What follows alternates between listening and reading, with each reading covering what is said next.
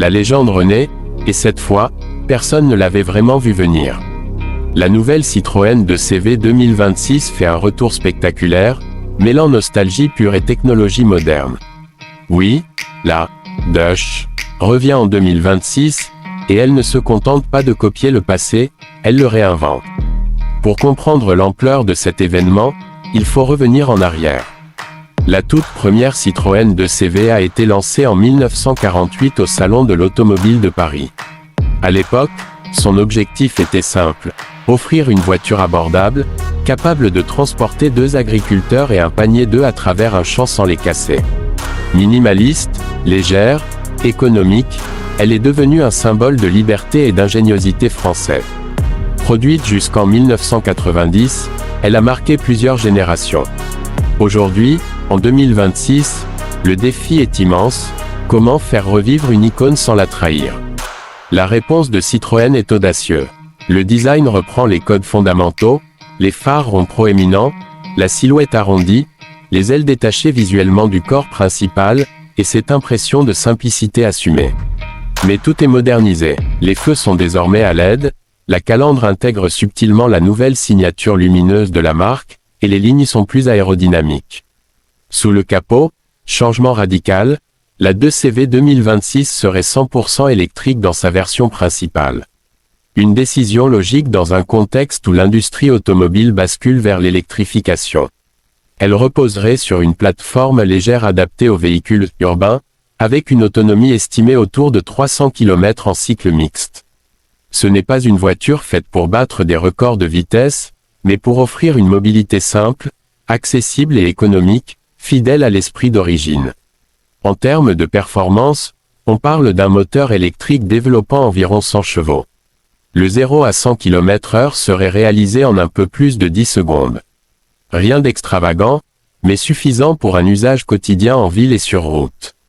La vitesse maximale serait volontairement limitée pour privilégier l'efficience énergétique. Là encore, l'ADN de la 2CV est respecté, l'essentiel avant le superflu. À l'intérieur, l'ambiance mélange rétro et modernité. On retrouve des sièges au design inspiré des hamacs d'origine, mais avec des matériaux recyclés et durables.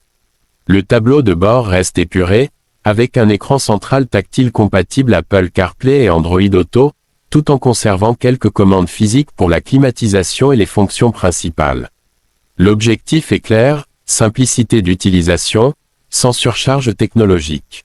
En matière d'équipement, la 2CV 2026 ne se contente pas du strict minimum. Elle embarque les aides à la conduite moderne, freinage d'urgence automatique, maintien dans la voie, régulateur adaptatif. Une évolution nécessaire pour répondre aux normes actuelles. Pourtant, l'esprit reste accessible. Pas de luxe ostentatoire, mais une technologie utile et discrète. Face à la concurrence, cette nouvelle 2CV se positionne comme une alternative émotionnelle et abordable aux citadines électriques comme la Dacia Spring, la Fiat 500e ou encore la Renault Twingo E-Tech. Là où certaines misent sur le style branché ou la technologie avancée, la 2CV 2026 joue la carte de l'authenticité et de la nostalgie modernisée.